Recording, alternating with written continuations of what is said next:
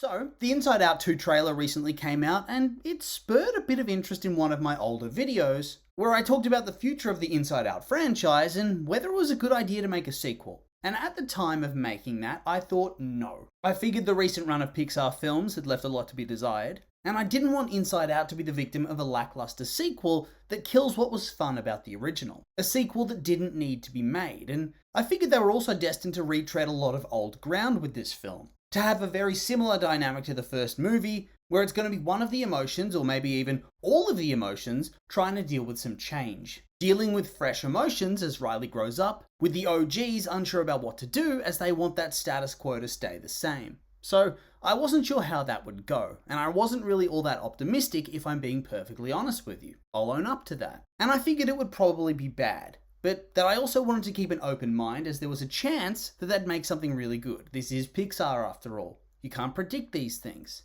We aren't all that far removed from the golden age of Pixar, and a lot of the original creative team's still around. But still, it was very much a wait and see sort of thing. And then the trailer came out, and yeah, it wasn't very long, but my god, it got me very hyped. Like, I loved the little montage they did of the first film. It got me pretty nostalgic, and in a good mood from the get-go.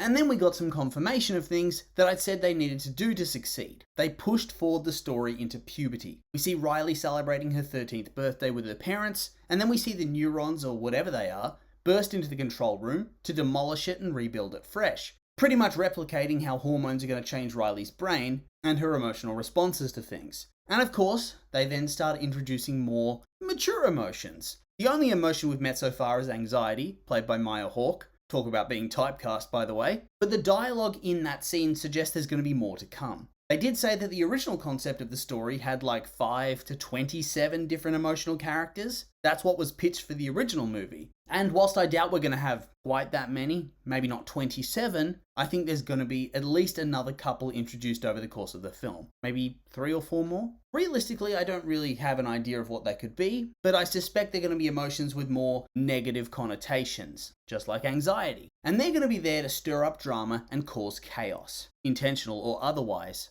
So I will admit, the trailer had me hooked, and almost immediately, I was going on and on to anybody who'd listen about how wrong I'd been about my original take, that it was going to be awesome. And of course I know now that was just recency bias talking, but I also think that I am right in some regards that this is a step in the right direction. They seem to be taking the story in a more mature direction, and are dealing with more mature topics, which is something that the first film did quite masterfully. But now that I've had some time to calm myself down, I am still a little bit worried, because from the way in which the trailer frames things, I'm thinking there's also going to be a bit of a rehash of the drama from the first movie, where joy and the OG emotions are going to be put out by the arrival of the new puberty emotions, and they'll push back against them or deny them having influence over how Riley's brain works and her memories, etc., etc. And that does leave the film feeling very samey, very derivative. Yeah, it would still be a good movie all in all if they did that, but I think it would still feel like they didn't live up to the full potential, and that would be a damn shame. Because realistically, the franchise has more momentum than ever.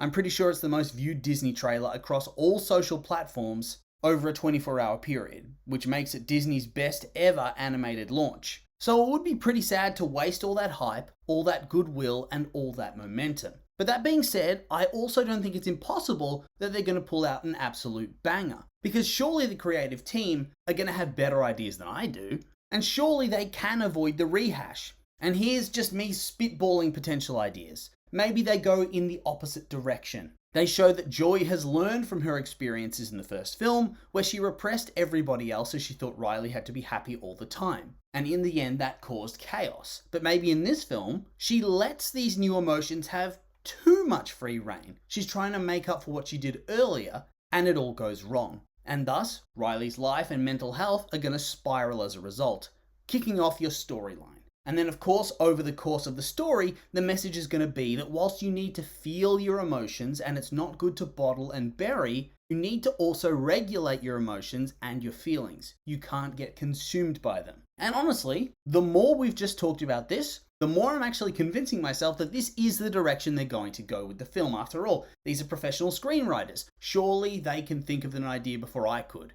And so suddenly I'm very sold on the concept and the movie in general. Let's go! I only have one caveat right now, and that's the audience, because we're moving into puberty. Specifically, a girl during puberty. What was the last film from Pixar that did that? Turning Red. And people went a little bit crazy on it. I think it got way more hate than it deserved, and it was not that bad, but you'd see post after post after post and video after video after video saying, oh, I can't relate to this, I don't like this, it doesn't feel like a Pixar movie. And I'm worried that's what's going to happen here from a vocal part of the audience. Because I do think that that sort of stuff detracts from the overall enjoyment of the film. But yeah, I'm not going to go too much into that right now, because it hasn't happened yet. And I don't really want to be a doomsayer. And so, yeah, there's not really much else to say. But I know the video's short, but guess what? The trailer was like 40 seconds when you remove that intro montage from the first movie. So I'll just remind you that these have all been my opinions, and I'd like to hear yours. What did you think of the trailer? Did you like it, hate it? Has it made you hyped for the movie? Maybe not.